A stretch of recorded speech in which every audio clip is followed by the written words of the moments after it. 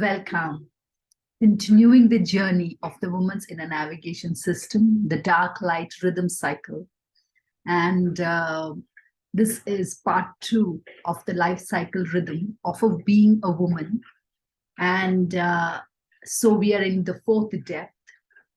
And as you can see that we looked at yesterday on this journey, and in this dark light rhythm journey, the word woman, the way it is used and the way that I'm using it, it is very much about the biology of having a womb and ovaries. And it is not better words or good or bad or right or wrong. It's just looking at nature and the biological relevance and sacredness of that biology that we all inhabit, and to know that biology and fully agree to this biology and to show up in it just in the way it has come to us. And when we move into that, there is something really opens up for us in that. So in this, I'm specifically looking at the biology of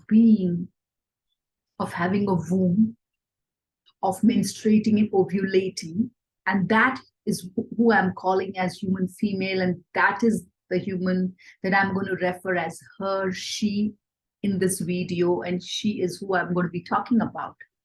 I am in her biology, and I am in that biology of a womb, even though I have not chosen to have a child. And yet this cycle of bleeding and ovulation has been the core center of who I am through my life.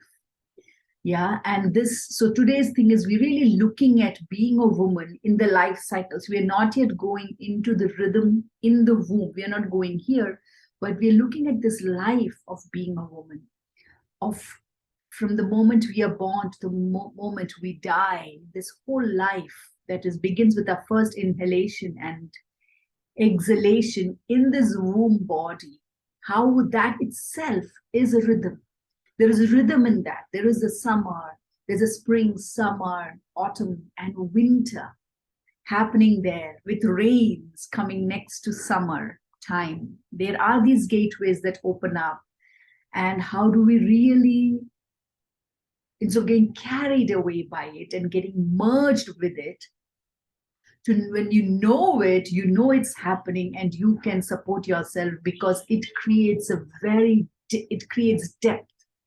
Being a woman is this journey of really deepening and really going deep into life, into the experience of life, and through that having this experience of what lies beyond, something really beyond, and the ability to hold that.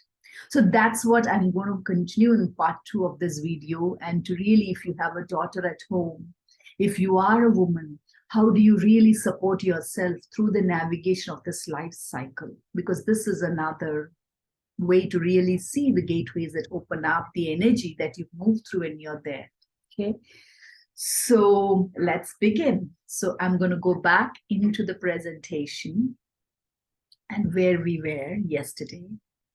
So this is where we were.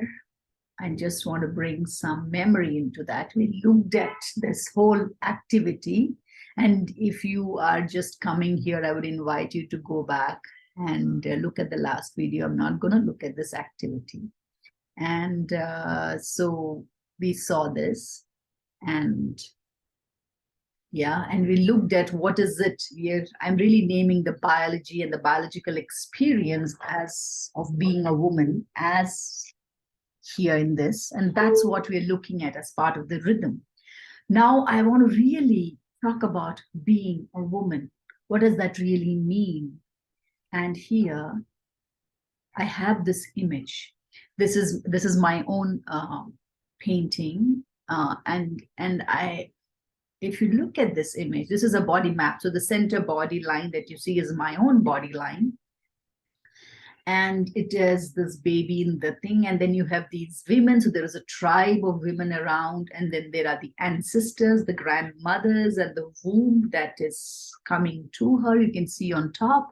And then there is life that is kind of opening up. If you look, there is birthing, there is death, there is bleeding, there is uh, motherhood, there is consummation, loving, lover, erotic sexuality, all of this. So this is a very erotic, as I would like to use that word.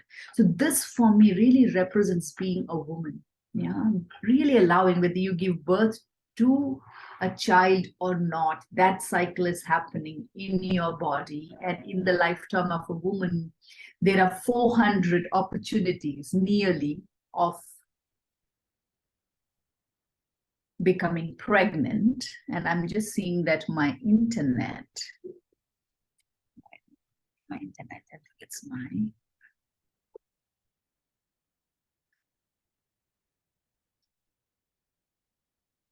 okay, we are back.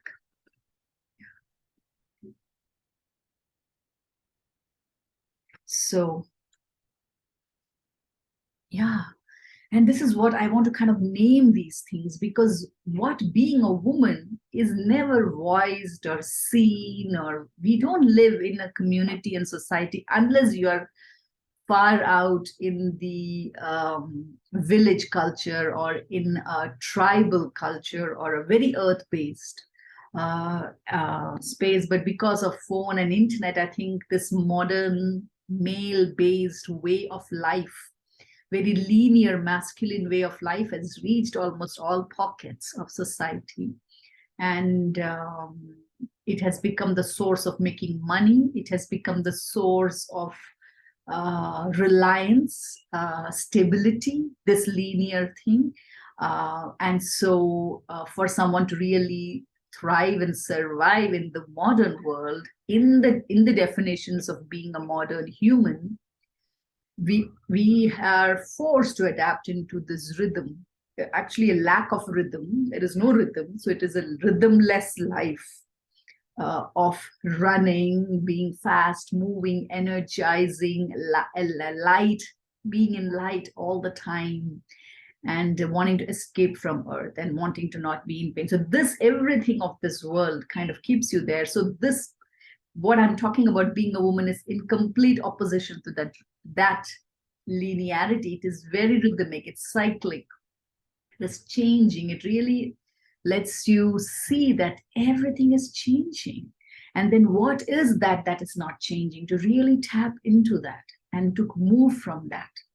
So, and to be okay with change. So these kind of movement we don't see women embody. Rarely do we see women embody that. So we are confused. So being a woman is something that is almost like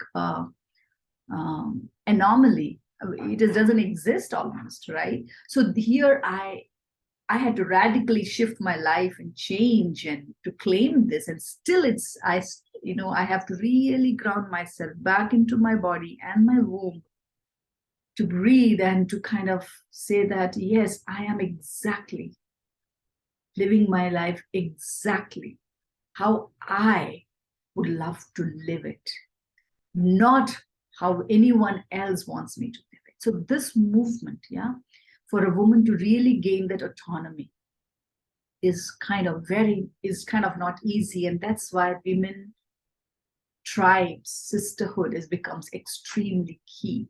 So now I want to kind of really say, what does being a woman, as I am talking about it, really means is being equipped with a built-in nature earth's compass to navigate. So what I'm saying is that there is a compass of earth and nature that is built into us. Yeah, the womb-bodied human female. It is part of the biology. It's part of our own rhythmic, somatic, psycho-emotional existence, yeah, on this planet. And we, in the sense that we are extensions of the earth. So we are not on earth, we are earth. We are nature. In this body, I am earth, I am nature. So yeah, that opens up so many things. Look at earth and look at nature. and what has become of her. There we can see it, and to know that some part of that, not some part, I think all parts of that exist in us too. Yeah. And we have also kind of, so this is kind of, if we were talking about earth and seasonal changes and this misalignment with rhythm outside that we are seeing, that's happening also in our own bodies of women, in the fibroids and the cysts, and not able to menstruate and ovulate and all these, or to menstruate a lot and to be in pain. This is a mirror of what's also happening with nature and earth. Yeah. So we have been equipped with a built-in nature, earth's compass to navigate. To navigate what? Yeah. What does this compass support us to do? So it does two things. So it is not just the experience of being a woman. Yeah. It's not just the experience of being in. So I have not filled that out. Being in what? It's not just being in, but also having the knowing. So it's about the experience of being in and having the knowing of what? Having the knowing to navigate, live, feel. When I say feel, it's also to emote,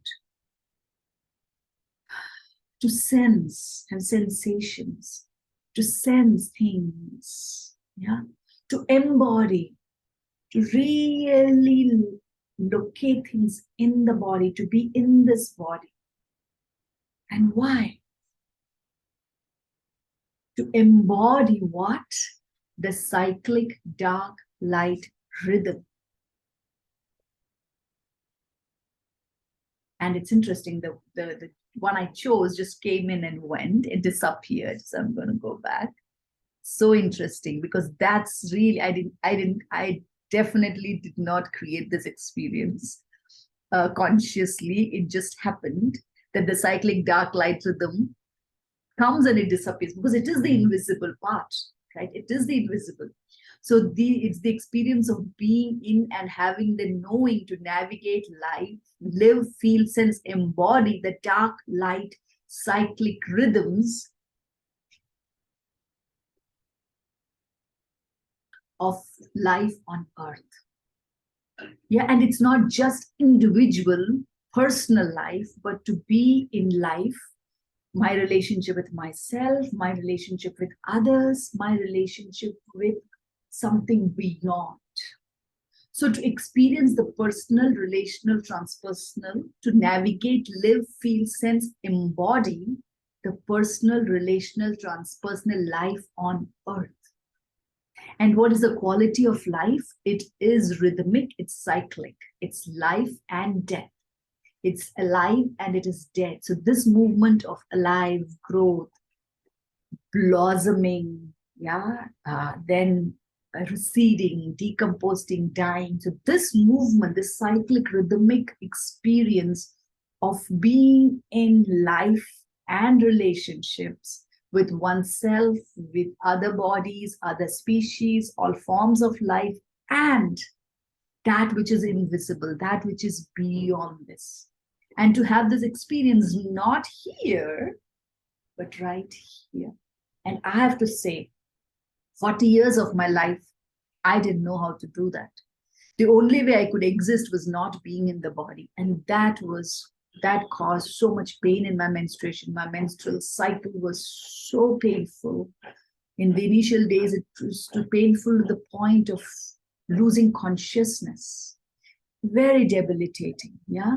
And and I had a very active, busy life, wanting to do so many things. So I wanted to be drawn in, I wanted to be seen. The only way I could be seen as not just a woman, but a smart, intelligent, alive, beautiful, gorgeous woman was to really out there and have to prove myself. Otherwise, I'm not seen. I'm just seen as a woman. I'm not seen. The wholeness of me is not seen.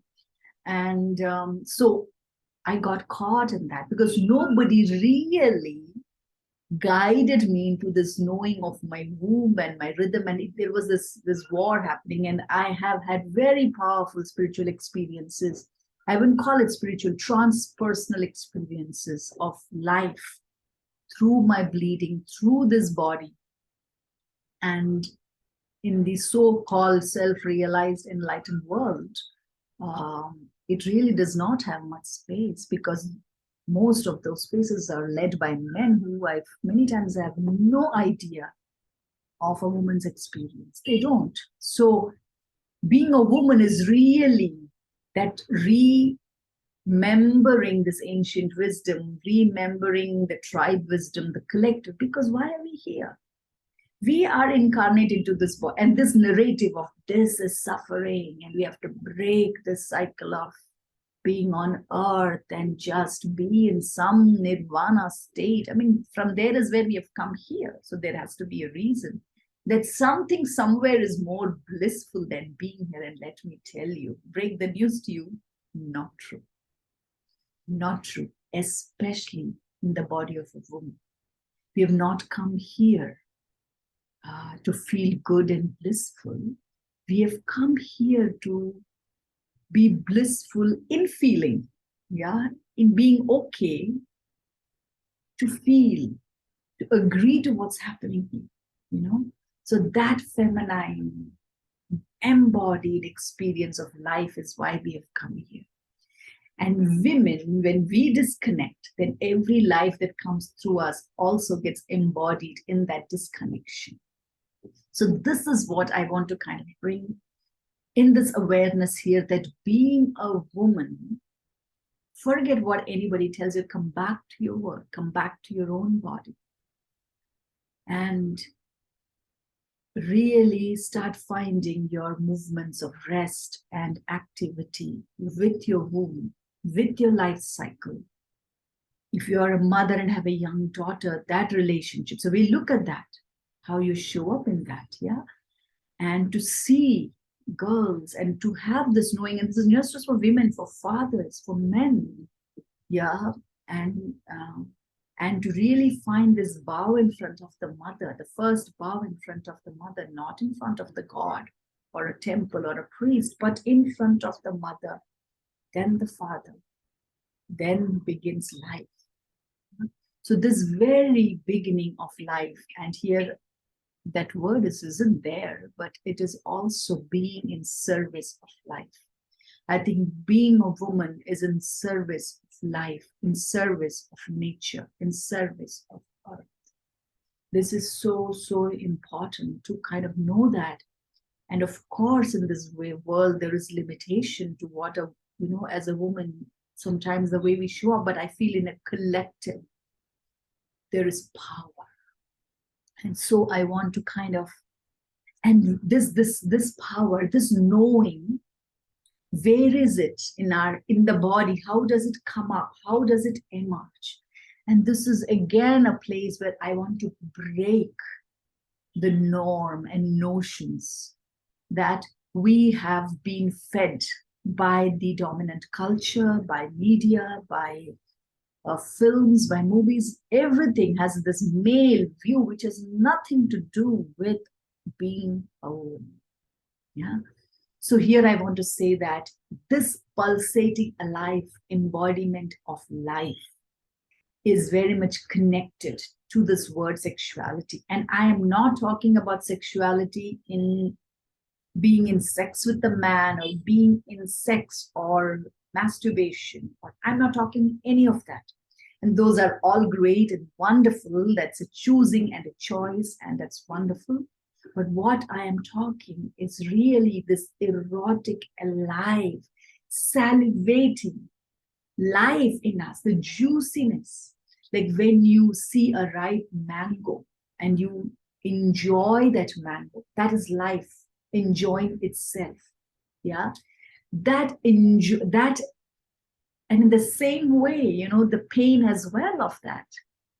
You fall and you break something, and the pain, that is also as much part of this life.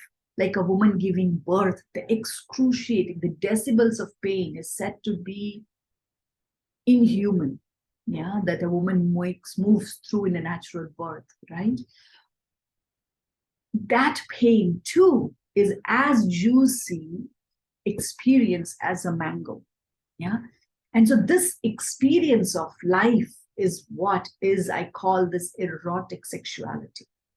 And this is something that, this is the journey that opened up for me. This conflict with sexuality, as what is telling, my body is telling, and as it the world is telling, and in relationship, to not have any space to embody this energy and to move with this energy in relationship with a man or a woman, or in a society, to not have this ability to really express and gift the wisdom of this is quite choking and suffocating. Yeah, and the sensation of a woman. But what I've realized, that is again a nature, a narrative that nobody is stopping me. I can choose to live. And if I really learn to become present to my gut intuition, my womb, I have the guidance when to know when there is danger, when to be quiet, when it is hush, and when it is go for it. I can now start tapping into that. I'm learning more and more to listen to this guidance in me. And that has a lot to also do with this, what I'm beginning to call erotic female sexuality that's in our body, that is directed inwards, not outwards. It's drawn in. Yeah? It's not like a penis which is drawn out, and because it needs to enter a woman, so its movement is outwards, but for a woman, it is inwards. The sexuality is an inner movement. So here is a definition. This is part of my master's thesis and the book Rising Daughter, Silent Mother, Fading Grandmothers, which opened this whole journey for me. To me, female sexuality represents the very essence of being a woman in body. And what does that mean? I mean, it has so many words. I have some words that I've used here as wild, as in when you look outside and it rains and how things sprout everywhere. Yeah.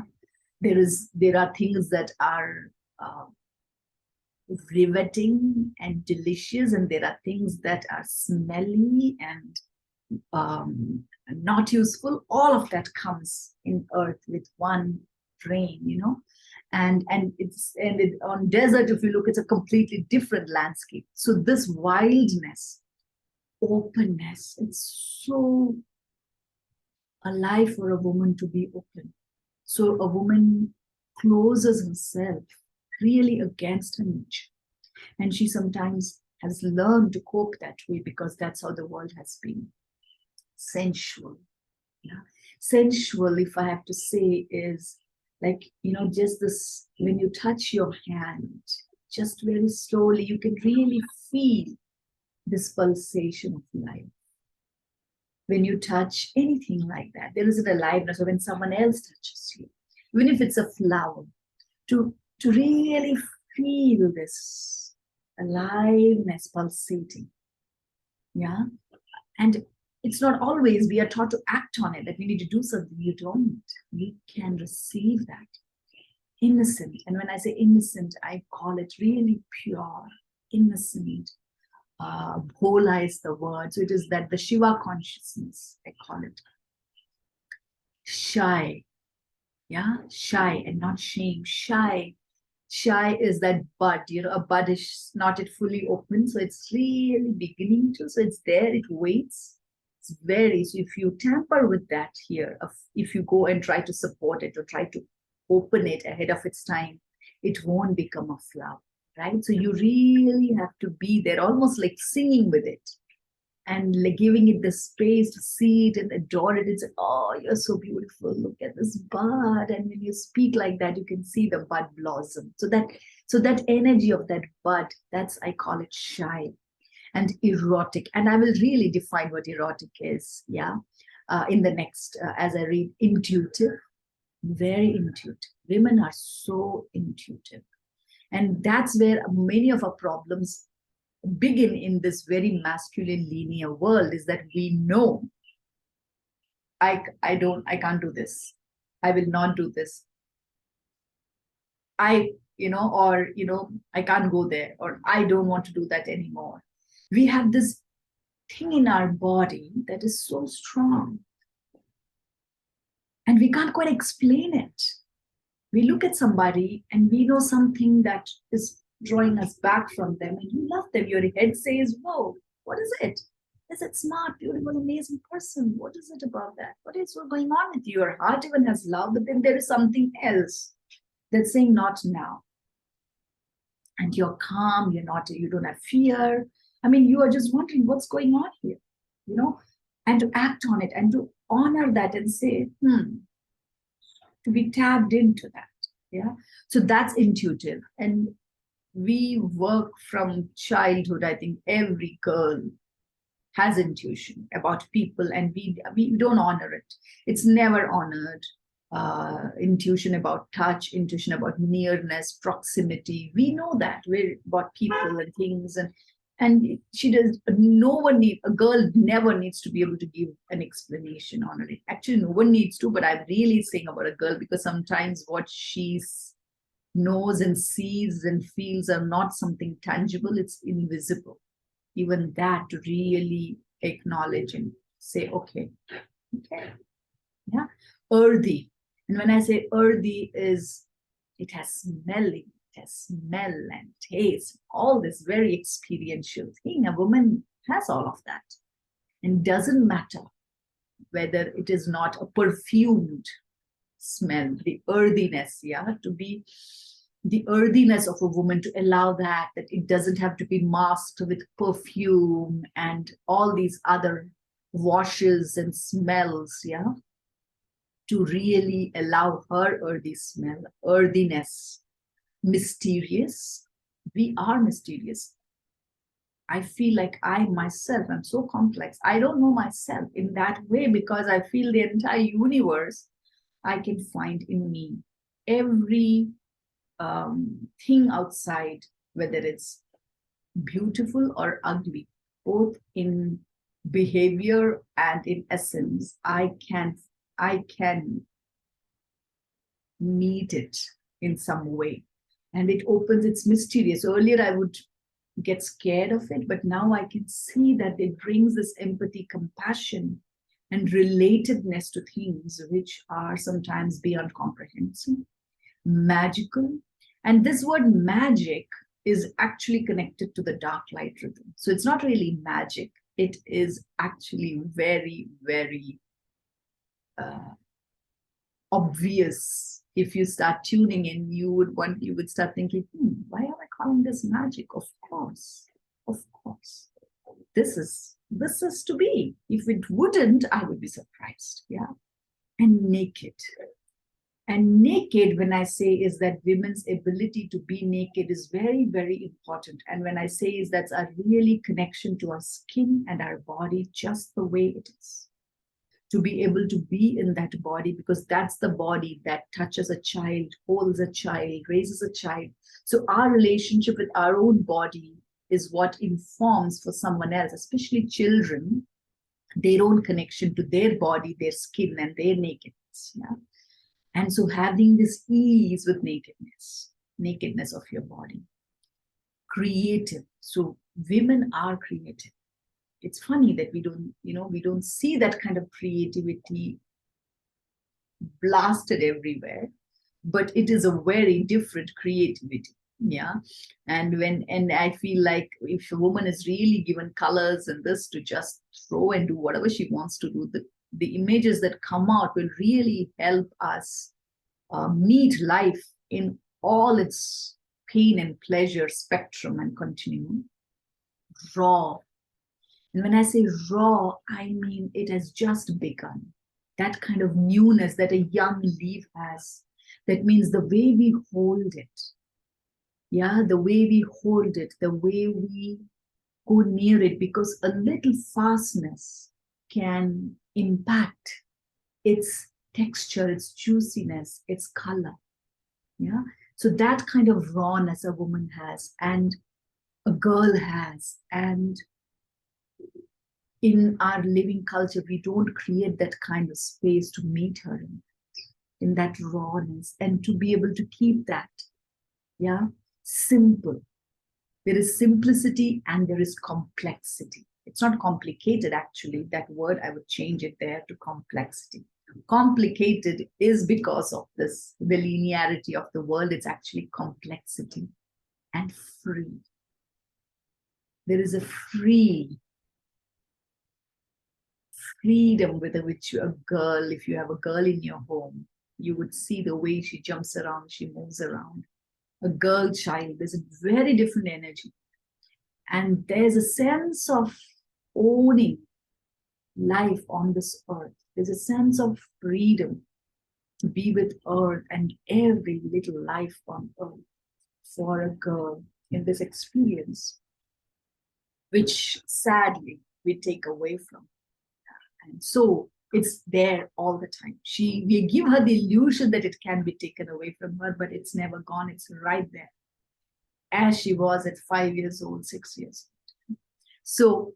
So female sexuality, this is what the words that I come, and this experience of sexuality is deeply connected to woman's menstrual blood, her breasts, her genital, her ability to create and sustain life. It is ingrained in every cell of her body. It can be invoked by the sense of touch. It can be invoked not just by touch, but also by taste and smell and sound, and beyond that, even beyond that. So female sexuality gives women the innate ability to connect, feel, and emotionally relate to life effortlessly. There's no effort actually required. That's also a problem, because in this world, we are taught to wear masks very early on because we mirror life back to people, and that sometimes people don't want to see. And very early on, women are asked to shut down that, to not make too much sound, not to speak the truth.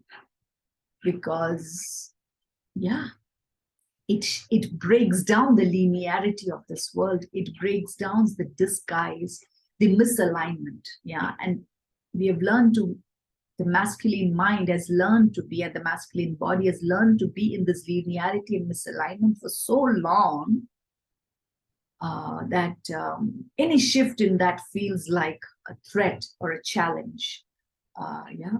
So the erotic sexuality. And here I'm just also wanting to kind of define this through I'm going to invite all of you to just download the works of Audre Lorde. It is called Uses of the Erotic. You just Google it, you get that document, it's there everywhere, you get her voice track. So I would definitely invite you, Uses of the Erotic as Power by Audre Lorde, Audrelorde. I hope I'm pronouncing it right. And this article that she has written about the erotic, I feel is the most, is such a treasure and such a gift. So I want to kind of read the way she defines it, because it just makes my experience of being a woman right here in the now such a tangible experience. The erotic is a measure between the beginnings of our sense of self and the chaos of our strongest feelings. It is an internal sense of satisfaction to which, once we have experienced it, we know we can aspire. For having experienced the fullness of this depth of feeling and recognizing its power in honor and self-respect, we can require no less of ourselves. Yeah, and as she says, it is never easy to demand the most from ourselves, from our life, from our work. Yeah.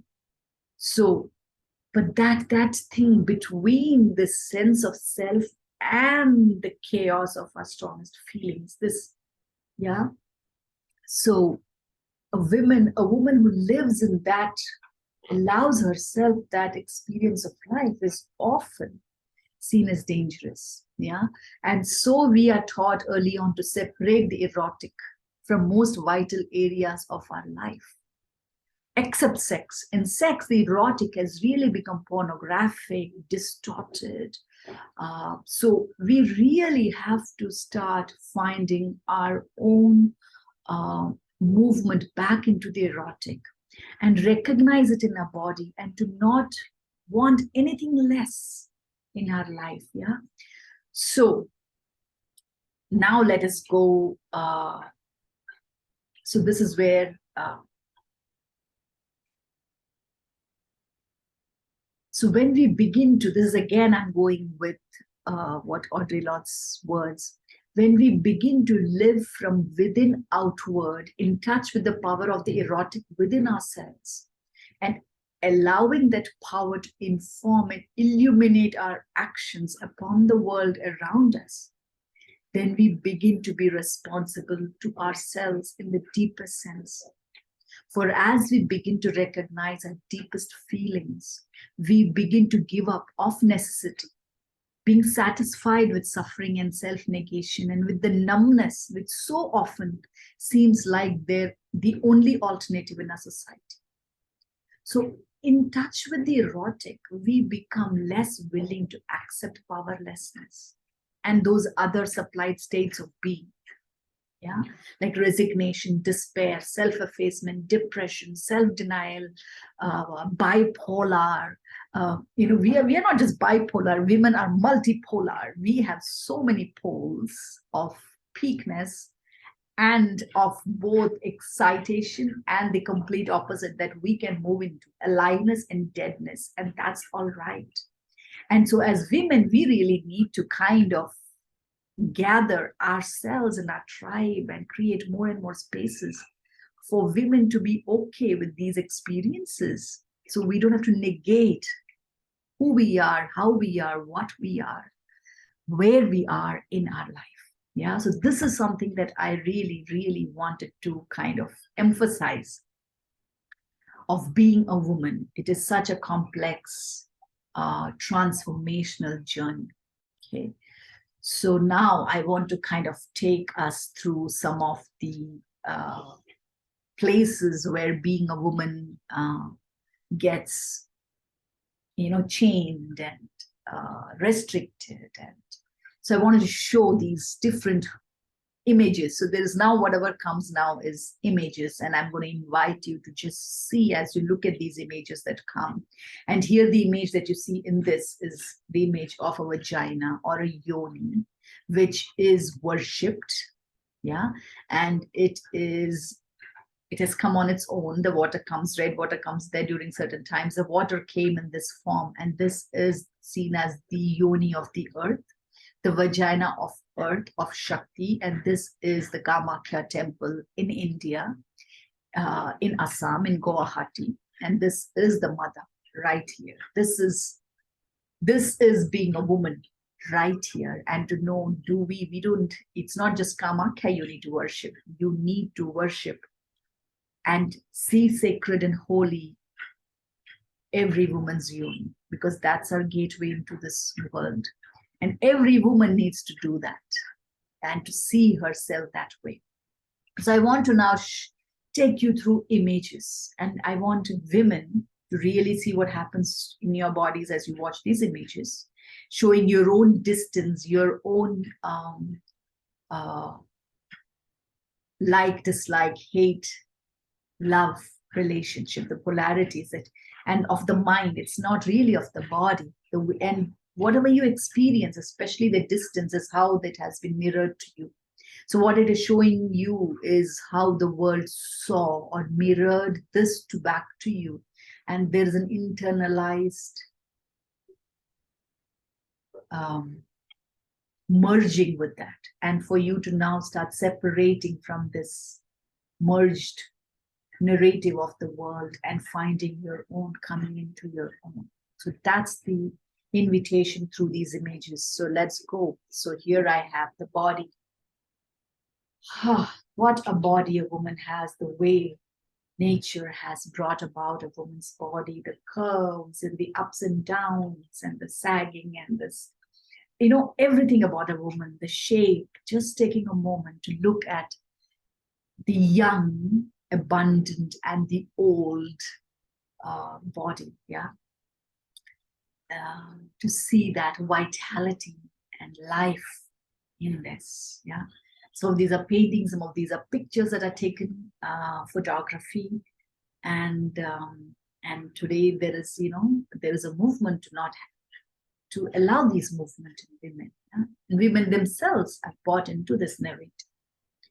So I want to really allow you to look at this deliciousness of being a woman, the eroticness of being a woman. And so now I want to show you these images from way back. This is, I think, really old Paleolithic images that have come from different parts of old Europe, and how women were seen and allowed. These bodies, you will see, are full-breasted, full pelvic and hips, and we don't even know if they are pregnant bodies or they are just women. We really don't know. So first, I want to really show you these different bodies, yeah, of figurines from all over. Like you can see how, look at the age here. Look at the timeline, 35,000 BC, 30,000, 28,000, 26,000 BCE. I mean, so old. And look at the sense of different bodies of women that existed, and how, we don't even know who made them. Where did women make them? Did men make them? Male make? We don't know any of that. But look at these. These are really old statues, and all kinds. It's not like all bodies are big, but there are all kinds of bodies. I want to show this to you. And I'm not asking you to aspire to have this body.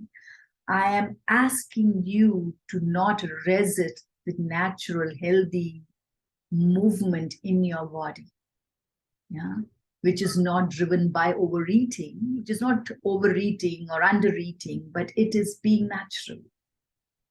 To see, so if there is overeating or undereating, there's something else driving that movement. And so when we come out of it, everybody's body has a way. So you don't have to stop eating, you don't have to eat too much. So what are we satiating in us by eating? So really knowing where is this, many times our hunger is not of the body, but is of the mind. Yeah, so it's of the heart. So we are satisfying something else through food. So when that shifts, you'll notice that your body will start finding her weight, which is again not constant. Yeah. So here, look at again these different glimpses. Yeah. And many times we ourselves have not seen our body. So this is an invitation to women, who are watching that. If you don't, every woman's home needs to have a full-length mirror. Get a full-length mirror. I don't know where you keep it, but you need to see yourself fully naked every day. Every day. You need to be able to see yourself and to know what's happening in your body. Now, to really see what's the curves and shapes that were there yesterday or today, or how they've shifted, to really know your body. Because that's where your wisdom and your path is. So look at these. These are really such precious, and to see the amount of breasts and hips that exist here, and the eyes, they all have trans eyes. Yeah. So I want to share. So I would invite you to go and look at the full body project by Leonard Nimoy. These are such beautiful images, and now we just saw these goddesses, and here we see more goddesses really in the body. And how do you judge these bodies when you see them? Just start becoming aware of it. Yeah. And yeah, look at the beauty of a woman's body.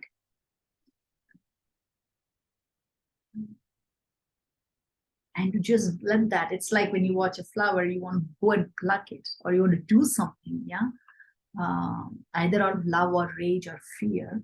And that's about you. That has nothing to do with what you're seeing. So if that is opening up for you, I'm going to invite you back into your body and to see what's happening for you. Where is that coming from? Some narrative is there, some story, some belief, something that has come from either your culture or the religion, all that which were man-made, yeah, not nature itself. I just want to share some of these images.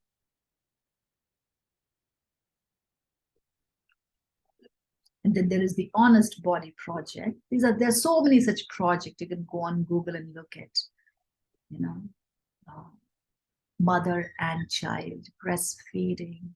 I mean, that it is such a, it's our first experience of nourishment is at a mother's breast. And yet, the way we have wanting to plasticize breasts is so sad. So our own nourishment, we are wanting to kind of, plasticize it, distort it. And that also shows the kind of distortion and plasticizing in the way that we eat in the world. So everything is interconnected. And now I want to take you to sacred breasts. Even today in many interior parts of India, if you go, you see women don't wear bras. And so their breasts are very open. They might just have a very simple cloth on. Like I remember traveling in Orissa, in a villages to go to the yogini temples, and many places I saw women just next to the lake or at a bore well or near a well, just having a bath. Her breasts are fully visible. Nobody is oogling. Nobody is looking at her. It's so natural, yeah. And to see, so there are some pictures here from Kerala, from the old culture. I grew up seeing a lot of breasts in villages, especially our grandmothers. By the time I came, the old culture was already shifted. So you won't see younger breasts. You won't see, because there was no ponds that we were going to have bath, the women's side. So just wanted to, look at the shoulders, look at the stands of these women, and to kind of really, so I have this other image here too. So I want to kind of have this image. We all began here. This is our journey. And if we are not satiated here enough in drinking this nourishment from our mother's breasts, there is an obsession with breasts that can really be there even in men as adults. So inviting you to start becoming present to it. What is it?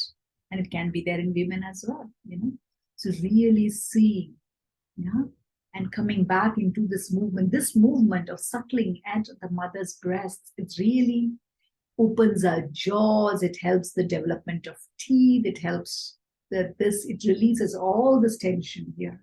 Yeah. It improves our vagal tone. So there are things. So if you don't have that, all these areas can have issues or can hold tightness. Yeah. So she is our first source of safety and nourishment. And here I want to show the breast. This is in a woman's body. There is a lot of lymph flow, lot. So, and this is the seat of Mahalakshmi, the great goddess of abundance, and 8 wealths that she brings sits right here in the breasts. And when we are not emotionally regulated, when we hold a lot of sadness, anger here, these limbs get tied, different parts of the body, So, or if a woman is really not able to, when she gives birth and these glands become active and to give milk, and she's not able to do that, that can also result in the limbs getting stiff. And so for a woman to really, you're taking care of your breasts, and your breasts texture and suppleness and touch response will shift with your bleeding. And that we will look at in the final depth. Yeah. But here I want to kind of show you the anatomy of breast. It's like a flower, if you look at it, yeah? And you can go deeper into this and look at it. So I'm opening you, I'm initiating you into start exploring yourself in this way, your body. And then, of course, the sacred yoni. This is actually the cover of a phenomenal book by Rufus. I found this book almost a decade back when I was in my women's spirituality program. I Googled yoni, and this is the image that came. I bought the book. And then suddenly from then on, I've been able to really recognize the yonis of the earth. They are everywhere. Yonis in trees, yonis in vulvas and vaginas on the earth, and how in the ancient culture they used that for rites of passage, for menarche rituals. They created womb spaces to rest in that. So this is an image of nature, and you can see how the yoni is. And so these are all nature images. Yeah. And yoni is a Sanskrit word which is used to refer to not just the vagina and vulva, but the entire womb. All of female genitalia is being used by this word, yoni. I feel it's one of the most sacred and whole word to use for being a woman, yeah, being female sexuality. And yeah, and here I have all these images, the female reproductive system. And again, this is the question to you. What do you know about your sexuality, your bodies? And we will look at this more when we go into our next depth. But right now, just to see what opens up for you. You know, is it distaste or is it tastefulness? Is it juiciness or it is dryness? Is it apathy or aliveness? Yeah. So this is something to really see. This will also show up in your own relationship with your body. Yeah. And now here is, I just wanted to also form this, and I wanted to say that yoni is made up of 4 sounds: ya, o, e, m. Yeah. And they all have deep meaning. That yoni, the is connected to menstrual cycle, motherhood, nakedness. These are words I found. This is in one of the Tantra Shastra, it said that the most excellent place for men practicing Tantra is wherever there is a gathering of practicing men. This is again, this I would totally, this is I don't know if I fully agree with all of this that's said, but, for men to learn to bow down to a woman's vagina and yoni and womb would be deeply beneficial. That's what I know that. That to learn that, and that cannot really come as an adult, and you have to look at why it cannot come as an adult. There's some wounding, something that's sitting there with one's own mother, yeah, and to really look into that, from where that comes, is very important. And these are some of the early yoni art that existed, and some of these are dated way back, yeah. This is all there existed before. Imagine in that time, thousands of years ago, life came to a woman's body. It must have been so amazing, that she has, first time even it would have happened, the cyclic, how this happened. It's like we don't know, right? And to suddenly her body bulges and she is becoming big, and then one day she's having pain, and I'm sure many of those might have been on a full moon night, and then she gives birth and this baby comes out, and it's such a hope for the tribe and the community to welcome new life. Yeah, and here again, I want to show, there are some images from India of the Gauri Parvati's image of the yoni, and really women, and this is not just, these are images which are really showing how much female sexuality is connected with being a woman and the eroticness of being a woman. And so these are not sexual images. Yeah, that's how sexualized we are in this world. But these are not sexual images. These are images of life. Yeah, and sexuality is life. And here there are yonis of actual earth images. You will start spotting, now that you've seen this, wherever you go, you'll start seeing. When you see that, I would say just to go there, take a moment. If you're a woman, acknowledge your own connection to your own vagina, your own yoni, and thank for this remembrance. If you're a man, remember your own pathway into this world and your connection to a woman, in your life, honoring all those yonis. And again, here she's everywhere. You will start seeing these images everywhere. So you can see the eroticness of these images.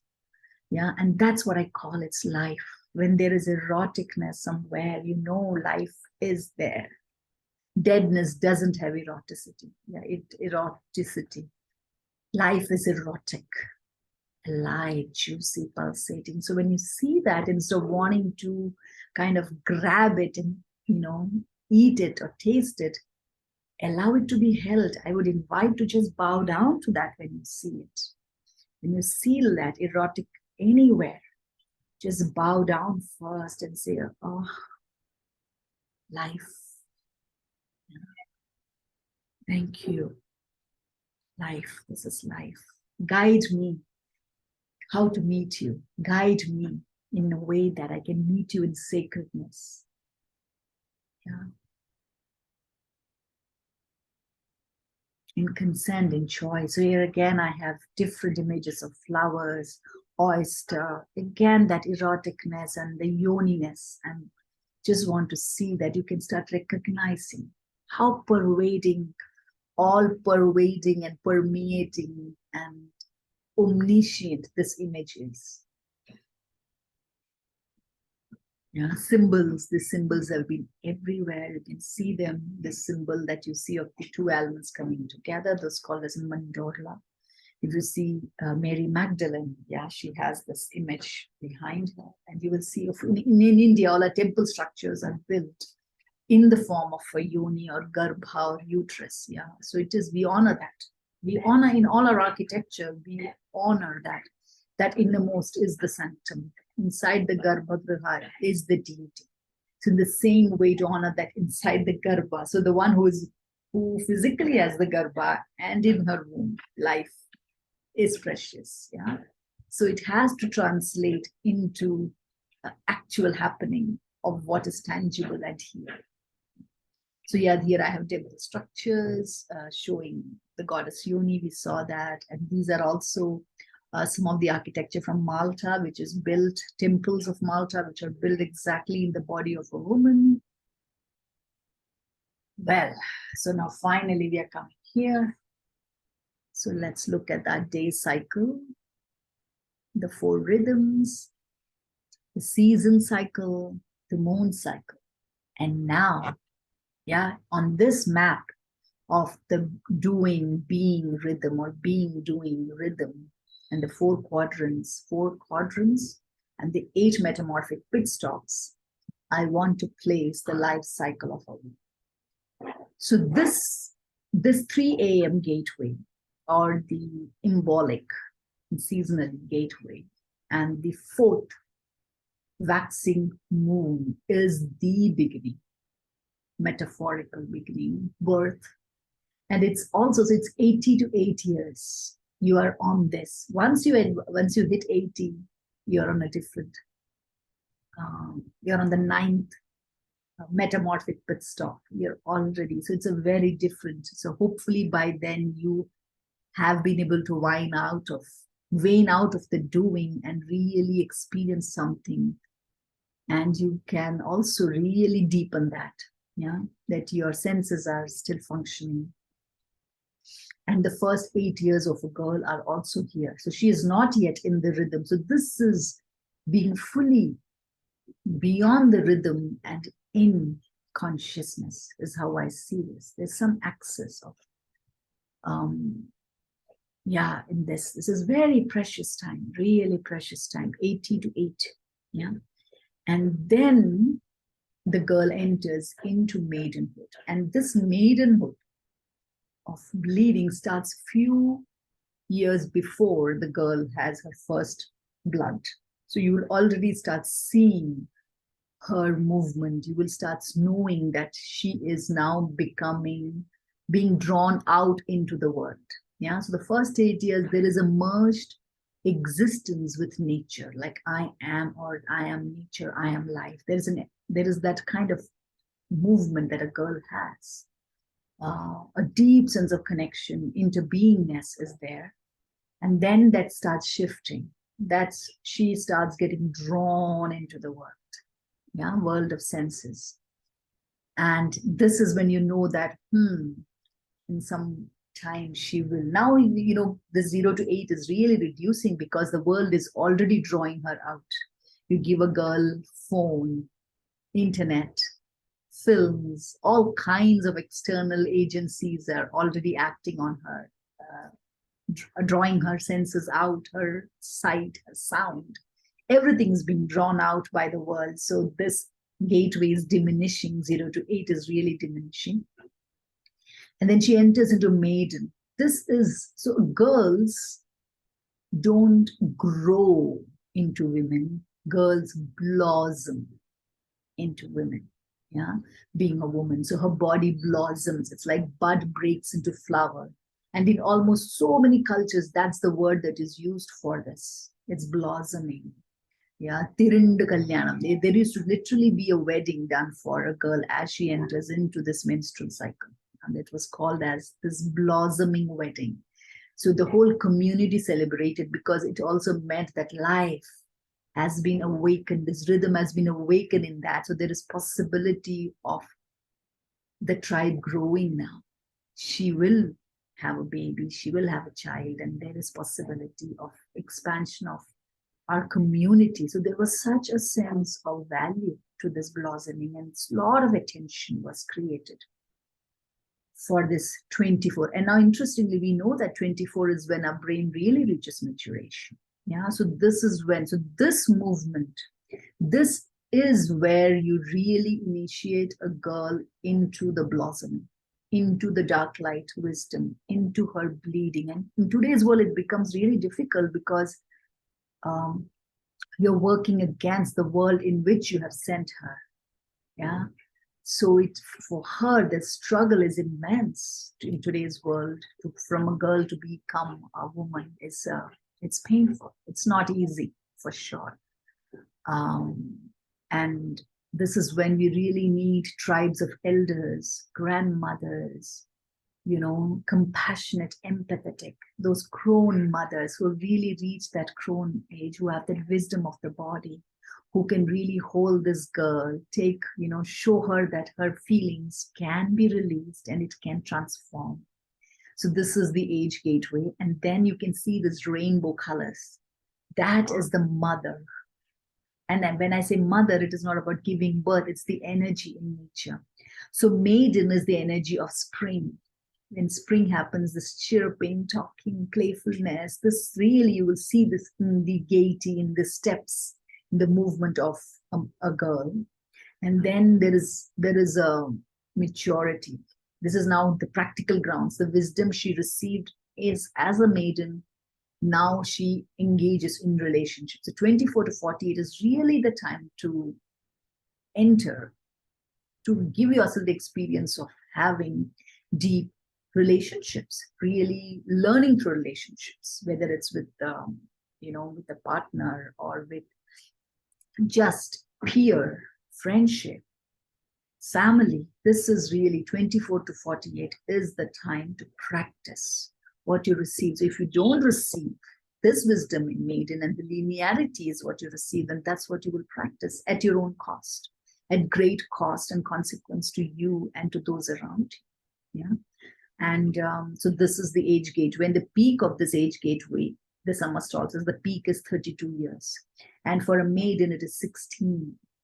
And there are things that happen around this time. It's for sure. In the normal earth rhythm, in the normal way, there is an initiation that happens. And if that is not available, something dramatic can happen that opens this up. It can shut you or it can open. So that is the mother gateway. And then we have the 48 to 64 years, which is the visionary queen. And this in the patriarchal culture is almost absent. Women really have not, as women have hit this age, they've almost been seen as not worthy, not useful. And women themselves have seen, and so depression, dementia, so many problems that women have had during this time. Even body diseases like cancer and things like that. So this is another very powerful place where a woman can really bring into fruition, because she has gifted her womb. She's done. Now there's a different movement. So it's not the womb just, but it's also her heart and her own movement into the world. So whether even if you didn't have a child during the mother phase, when you hit the visionary phase, a completely new, fresh energy. So it might wipe out everything you did before. And you will open into this initiation of being the queen of death, like Inanna. Yeah, so there is a very descent, that movement that happens in a woman's feminine psyche that will happen that will initiate you into being the queen, the visionary. And the peak of this is 56, so 48, and at 64, just few years before that, it transition into being the crone when your rhythm goes invisible and you start tracking with the moon, starts happening. And that's the crone. Yeah, and the peak of that is 72. Yeah. And then as you reach 80, you're coming out of this rhythm. You're going beyond this rhythm. And the thing about this cycle is that if you look at the diagonal, so crone is diagonal to mother and maiden is diagonal to queen. So if maiden did not receive what she needs to receive, all those lack and absences and sadness and grief and rage will show up in your queen years. And whatever is in the mother that is not there, and if you're not agreeing, if you did not agree to it, and if it was not your choice and you did not consent to whatever happened that time, that will really show up in the crone years. So you have to deal with it to really, for that gateway to fully make itself known. So in each gateway is the experience that opens up at any time. If we haven't been able to live it, we can unwind. It's like an entangled knot of thread. At any age you discover it, anytime you can kind of take time and patience to open it up. You can do that for any time in your life, and you become again fresh in that cycle that you are in. So to really meet the queen, you have to meet the maiden and the mother before fully in the way it has opened in your life. You have to grieve what did not meet you. You have to let go. Yeah. And you have to agree to how it has come to you. And from there you open the queen. The same way with the crone. Yeah. So this is really important to know. And now I want to kind of show to you each, just take a moment. Yeah. So the maiden, that is the inner spring of our life, fully opens up when elders, community, lineage really hold space for a girl and sees her, acknowledges her, her body, her beauty, just her juiciness, just the way she is here. And then she is guided into her gifts. Yeah. And when she is not, it's not just she pays a price. Everyone who comes later will pay a price. Yeah, because she is our gateway. She is the gateway for life. Yeah. So vulnerabilities. So all those other things around spring that we spoke, they are all potent here. You know? So dreams, gateway. So that time, 3 a.m. to 9 a.m. is really precious for a maiden girl in that time of waxing of the moon. And the archetype energies are here. And I also, her wisdom teachers are the crone and the queen, not the mother. This is what has to be really understood, that mother is not the maiden's teacher. So your mother can never be your teacher. Your teacher has to be someone in the crone and queen years. It could be your mother's friend or a grandmother. That's where the wisdom will really sink into her, because her merged identity with the mother is really strong in these years. Yeah. And yeah, so this is an invitation. So these are workshops I do. So yeah, look at your maiden pictures, see who you were as a maiden, really honor her. And then I have this image. Yeah, this is what, when I say a girl, oh, I don't think I have this image. So we're going to skip this. And here are some reflective questions for you. How was or is your relationship to the maiden within and without you? What aspects of the maiden do you allow to move towards, and what aspects do you reject? Was the need of the maiden in your life? Did she receive? Was the needs of the maiden met? The shadows that exist, the pains and wounds that the maiden in you is carrying. Just really acknowledging the maiden. Yeah, and this is a whole process in itself, but to even be aware of it. And maiden, there's a rite of passage when she bleeds. And here you can see there's a different tribal traditions of blessing her with pollen. Yeah. And yeah, so these are some of the initiations and celebrations and rites of passage gateways that need to be honored. You have to support a maiden to really put together a self-care kit. And there are some essentials that I've said that need to go in there.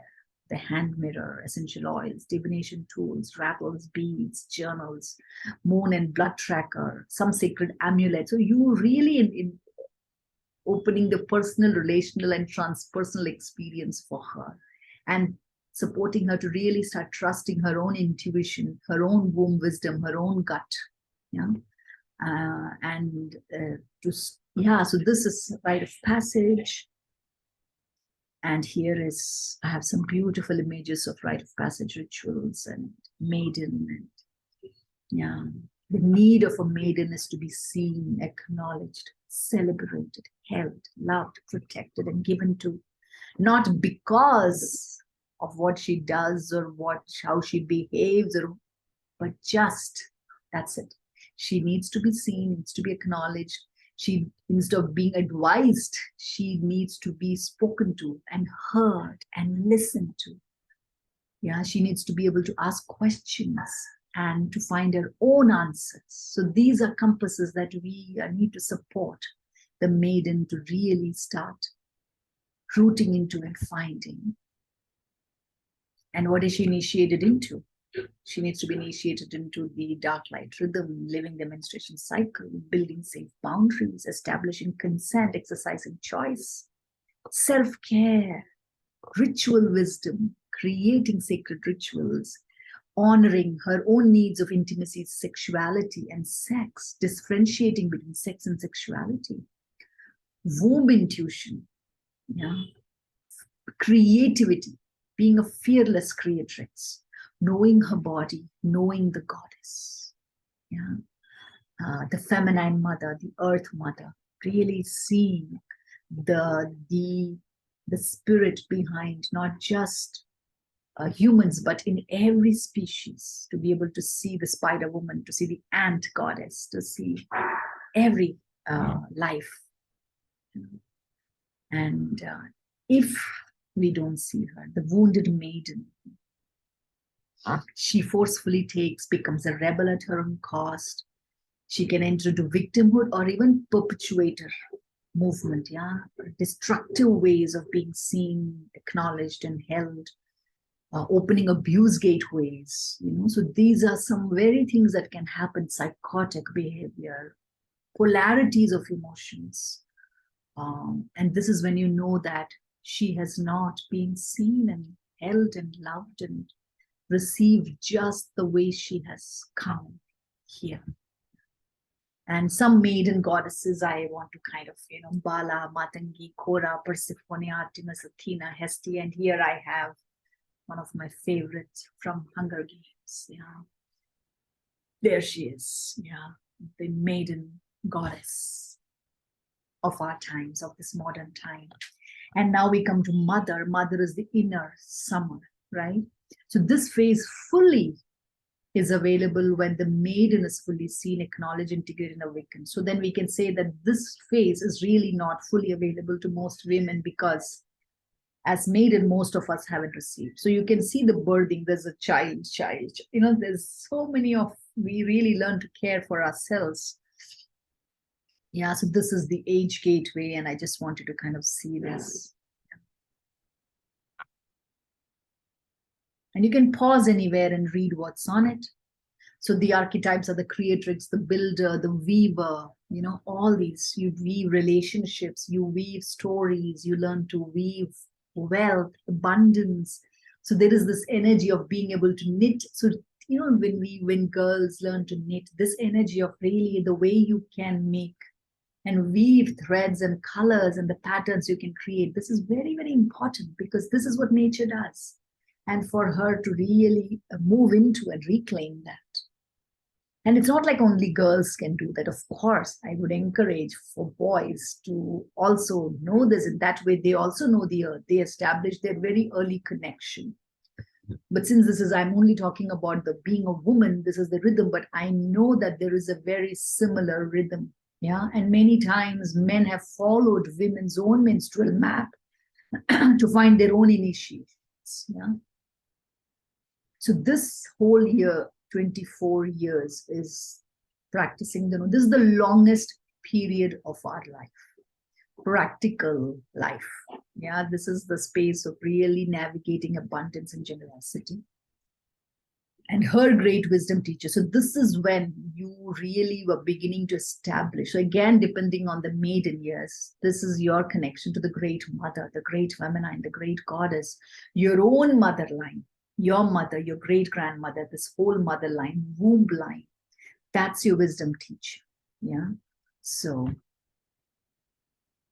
this is some reflection again, very similar to the maiden, your relationship to the mother within and without. So mother in you and your own mother.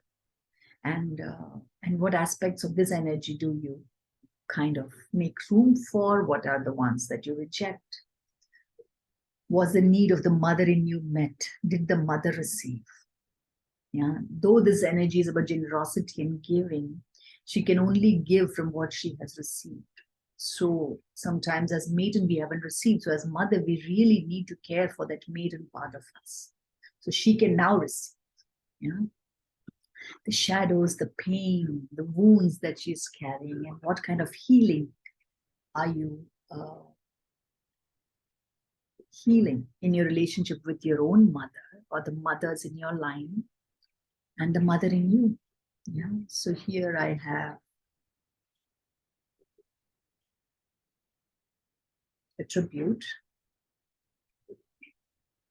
This is a beautiful message. Awaken. Zulu chief, yeah, talking about the mother mind. And I want to kind of just take a pause because he's no longer in body, he's left body. So just to acknowledge his presence and this most amazing wisdom of the mother mind. The mother mind within every one of you human beings. Our people believe that every human being, male or female, has got two minds, the mother mind and the warrior mind. The warrior mind looks at things logical. The warrior mind says 2 plus 2 is 4. But the mother mind says nothing of that kind. The mother mind, I don't know how I can explain. The mother mind does not think in a line way as warriors do. The mother mind thinks sideways, and upwards and downwards. We must awaken the mother mind within us. We must feel what is going on in the world. We mustn't just listen to newspapers. We must ourselves feel. It is said by the Zulu people that women think with their pelvic area where children grow and are born. We must think that way. I must no longer look at a tree, but I must see a living entity like me in that thing. I must no longer look at a stone, but I must see the future lying dormant in that stone. What minerals are there? We must think like grandmothers. That's all.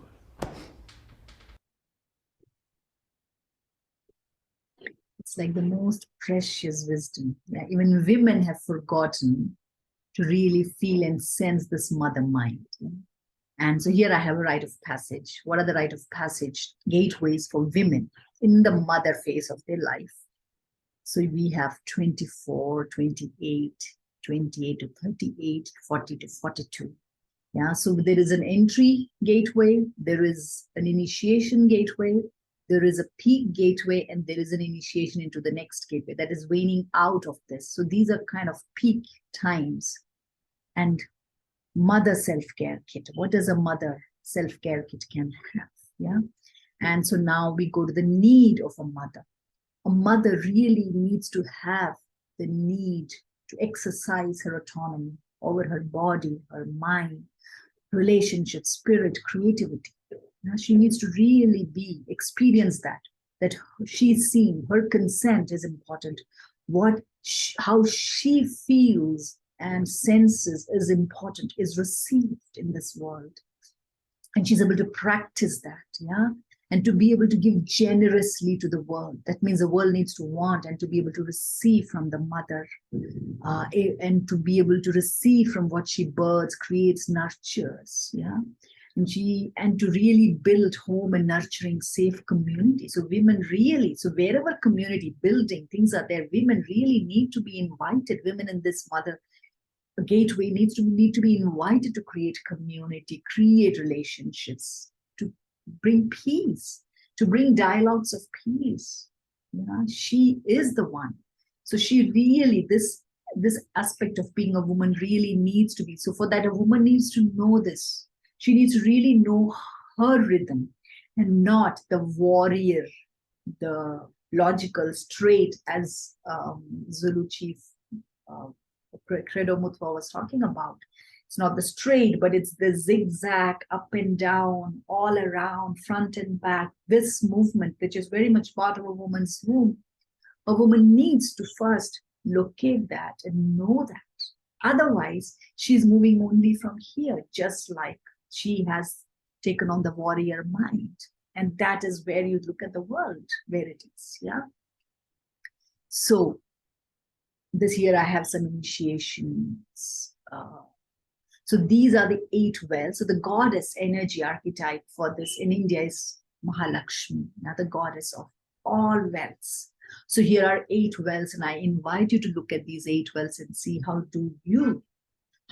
what is your relationship with this source knowledge. Dhana is not just financial. It is like with dhana, you can buy material things. So material wellness. Vidya is self-knowledge. Dhanya is grains and food and all of that. Dhairya is courage, yeah, and also patience. Santana, Lakshmi, is fertility, to have a child, literally to give birth. Then victory, that's an abundance to call in victory and to really stand victorious in Jaya, yeah. And Gaja is leadership, this autonomous authority, the wealth of authority and autonomy, self-autonomy. So these are some of the gifts of this timeline, of this phase, that we really, really need to make room for women to claim into her gifts and to birth them. Gifts seeped in the rhythm of nature. Yeah. So, and if a mother is not seen, the wounded mother, yeah, and many of us might have seen the wounded mother in the earth around us, in our own lives, in our grandmothers, yeah. So there is a fear. So since mother is about abundance, there's a lack mindset. Things come from lack or not having enough, and learning to give from that depletion. And the depletion is what drives, the fear of that is what drives life.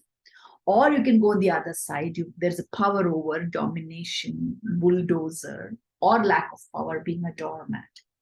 So unable to ever feel content and satisfied, because that is built into this rhythm. When we are in this rhythm, there's a deep sense of satisfaction and contentment that is part of being a woman, but the wounded mother is unable to kind of really.